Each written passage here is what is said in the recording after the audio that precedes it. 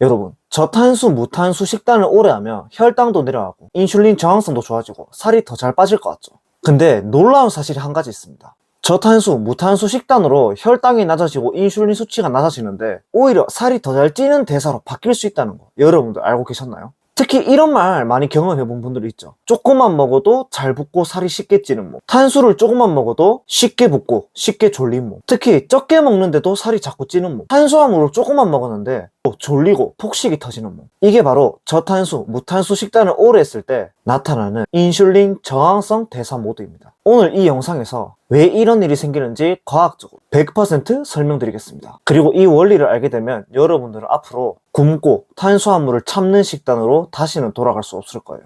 저는 사실 코칭하면서 저탄 무탄으로 살을 빼다가 몸이 망가진 몸을 정말 많이 봐왔어요. 처음에는 저탄 무탄 하면서 식욕도 떨어지고 혈당도 떨어지니까 나한테 이게 맞는 식단인가 보다 이렇게 느끼죠. 근데 시간이 지나면서 몸이 점점 이상하게 바뀝니다. 어느 날 탄수를 조금만 먹어도 1, 2kg가 쉽게 증가하고 식곤증이 더 쉽게 나타나면서 하루 종일 피곤해지고 결정적 문제로는 허리 둘러가 계속 증가한다는 거예요. 이게 일단 결과적으로 저탄수, 무탄수의 후폭풍인데 이 과정을 보신 분들은 아시겠지만 이게 단순히 의지 부족의 문제가 아니라 잘못된 방법을 배워서 몸이 더 무기력해지고 살이 쉽게 찌는 몸으로 변했다는 걸 알 수 있죠. 이건 사실 대부분 생리학적으로 일어나는 구조적 변화입니다. 이제 그걸 정확하게 설명드릴게요. 여러분들이 갑자기 살을 빼겠다고 저탄수나 무탄수를 해버리면 우리 몸은 포도당이 갑자기 부족한 기근 상태로 해석하게 됩니다. 이때 우리 몸이 하는 행동이 바로 근육에서 글루트포라는 녀석을 줄여버리는 행동을 시작해요. 이 글루트포가 뭐냐면 우리가 탄수화물을 먹었을 때 이 포도당이 세포 안으로 들어올 수 있게끔 해주는 문이자 통로인 단백질이라고 생각하면 돼요. 즉 글루트포가 있어야 우리가 먹은 포도당, 탄수화물이 근육 세포 내로 들어와서 혈관에 당이 남아있지 않게 되다 보니까 혈당이 안정적으로 유지되는 거거든요. 근데 저탄수화물을 오래 하다 보면 우리 몸은 이제 포도당이 들어올 일이 없네 라고 느끼면서 더 이상 글루트포를 만들 필요가 없다고 생각하게 돼요. 왜냐하면 글루트포를 만드는 것 자체도 우리 몸이 일을 하는 과정이기 때문에 굳이 포도당이 들어올 일도 없으니까 세포에서 글루트포를 만들 필요도 없겠죠. 자, 그런데 여기서 여러분들이 평생 아니면 정말 장기적으로 탄수화물을 하루에 50g 이하로 먹을 자신이 있어요? 아니죠. 결국에는 일반식으로 돌아가면서 먹기 시작합니다. 근데 이미 여러분의 세포는 탄수화물, 포도당이 안 들어온다고 생각해서 포도당을 흡수시킬 수 있는 글루트포를 없애버리니까 이 포도당이 세포 안으로 못 들어가 버리고 어디에 남게 돼요? 계속 혈관에 남게 돼요. 그러면 어떻게 돼요? 혈관에 계속 포도당이 남아있으니까 우리 몸은 지금 세포 안으로 당이 못 들어가네? 갑자기 탄수화물 먹는데? 그러면 인슐린을 더 분비시켜야겠다라고 생각하고 어떻게 돼요? 인슐린을 계속 분비시키는 일이 나타나요.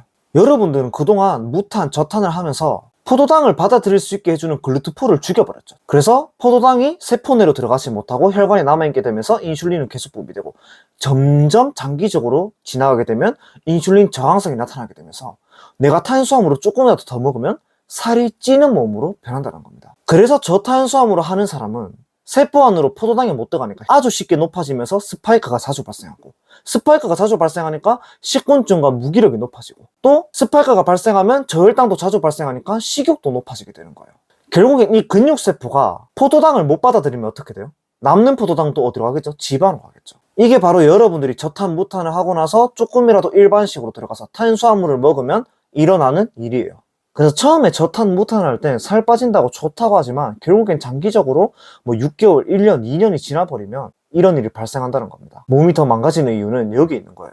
그리고 또 저탄 무탄을 했을 때 오히려 살이 더 쉽게 찌는 몸으로 변하는 이유는 바로 코티솔 호르몬의 이유가 있습니다. 자, 여러분들이 저탄 무탄수를 시작하면 뭐라고 했죠? 제가 포도당이 몸에 들어오지 않는 거라고 했죠. 그러면 우리 몸은 어떻게 해요? 몸에 쌓여있는 지방과 단백질을 포도당으로 바꾸는 작업을 시작해야 돼요. 이게 바로 여러분들이 잘 아는 포도당 신생 합성 작용인데 이 포도당 신생 합성 과정에서 꼭 필요한 호르몬이 한 가지가 있는데 그게 뭐냐면 바로 스트레스 호르몬이 코티솔입니다. 그래서 저탄 무탄을 갑자기 해버리는 사람은 일반 사람들에 비해서 코티솔 호르몬 수치가 더 높아지게 돼요. 그런데 코티솔 분비가 높아지면 우리 몸은 어떤 기전이 나타나죠? 혈당이 높아집니다. 혈당이 상승하면 어떻게 되죠? 혈당을 처리하기 위해서 인슐린이 분비되죠. 인슐린이 한 번 더 분비됐다고 인슐린 저항성이 나타나서 살이 찌는 몸이 된다는 게 아니라 여러분들이 저탄 무탄을 계속 장기적으로 반복하면 어떻게 돼요? 코티솔 수치가 더 높아지고, 그러면 또 혈당이 높아지면서 인슐린 수치가 더 높아지게 되겠죠. 어느 순간부터 살이 찌는 순간이 나타납니다. 근데 여기서 더 문제점이 뭔지 아세요? 왜 안 빠지지라고 생각하면서 저탄 무탄을 더 심하게 해버린다는 거예요. 아니면 아예 칼로리 섭취를 줄여버리죠. 그러면 코티솔은 더 분비되죠. 스트레스 받으니까. 또 혈당이 더 높아지고 인슐린 수치는 더 높아지겠죠. 살찌는 대사는 더 악화된다는 거겠죠. 결국엔 여러분들이 몇 년이 지나면 탄수화물을 충분히 먹어주는 날이 오게 될 겁니다. 하지만 이미 긴 시간 동안 무탄, 저탄을 해버리니까 우리 몸의 혈당 처리 능력도 잃어버리고, 코티솔은 몇 년 동안 이미 분비가 많이 돼갖고 고인슐린 혈중이 오면서 인슐린 저항성도 높아지고 지방이 잘 쌓이는 몸이 된다는 거죠. 그래서 저탄, 무탄은 초기에는 살은 정말 잘 빠지지만 장기적으로 혈당 처리 능력도 안 좋아지고 코티솔 호르몬이 분비되면서 살이 쉽게 찌는 몸으로 변하기 쉽다는 겁니다. 여기까지 듣고 계신 여러분은 아마 마음 깊은 곳에서 이런 생각이 들 거예요. 아, 내가 몇 년째 겪고 있었던 증상이 너무 노력해서 그런 거구나. 저탄, 무탄을 해서 그런 거구나. 탄수화물 줄여서 살만 빼면 모든 게 해결될 줄 알았는데 잘못된 정보를 굳게 믿어서 그렇게 된 거죠. 단순히 의지 문제가 아니에요. 자, 생각해보세요. 여러분이 지난 몇 년 동안 얼마나 불필요한 고생을 했어요. 탄수 참아가는데 결국엔 붓는 몸이 되고, 조금만 먹는데도 찌는 몸이 되고, 하루에 몇 번씩 스스로 미워하고, 오히려 나는 왜 의지가 약하지라며 자책했죠. 하지만 오늘 알게 됐죠. 이건 여러분 자체의 문제가 아니라 잘못된 정보를 배움으로써 저탄, 무탄을 몸에 적용해서 대사가 무너졌다는 거예요. 근데 여기서 더 슬픈 현실이 있습니다. 여러분들이 이 상태로 계속 저탄, 무탄을 반복하게 되면 대사는 더 무너지고, 운동에도 안 빠지고, 폭식은 더 심해지고, 부종과 무기력도 더 심해져요. 또 무엇보다 6개월, 1년, 3년 동안 지금처럼 힘들게 버티며 고생해야 된다는 거예요. 여러분, 이 고생 계속 하고 싶으세요? 진짜 괴로운 건 살이 안 빠지는 게 아니라 내가 뭔가 계속 노력하고 있는데 왜 나는 점점 더 망가지는 느낌이 들지? 라는 거예요. 이건 여러분 잘못이 아니라 몸의 대사가 무너졌다는 걸 빨리 아셔야 됩니다. 그리고 이 대사 고장은 강박이라는 불안 때문에 혼자서 복구하는 게 그렇게 쉬운 일도 아니고 꽤 어려워요. 왜냐하면 언제 그러면 탄수를 늘려야 되는지, 얼마나 탄수를 먹어야 되는지, 어떤 순서로 회복해야 되는지, 언제 감량 모드로 전환할지, 폭식을 어떻게 제어할지, 이 모든 게 사람마다 다 달라요. 그리고 이 모든 걸 정확히 아는 사람이 앞으로 수개월 동안 잡아줘야 되기 때문입니다. 그래서 제가 여러분이 더 이상의 시간 낭비나 고통, 악순환 겪는 거를 최대한 최소화하기 위해서 저탄, 무탄으로 무너진 대사를 회복시키고 살이 쉽게 안 찌는 몸을 만들도록 코칭을 하고 있는 거예요. 만약 지금 이 영상을 보고 조금이라도 내 얘기 같다라고 생각들면, 특히 코칭을 받고 싶으신 분들이 있다면 고정 댓글 링크에 남겨둘게요. 여러분 몸의 대사를 최대한 살려내는 과정을 제가 함께 도와드리겠습니다. 자, 그리고 이 영상이 도움이 된 분들은 구독은 안 누르셔도 되니까 좋아요만 남겨주시면 감사드리겠습니다.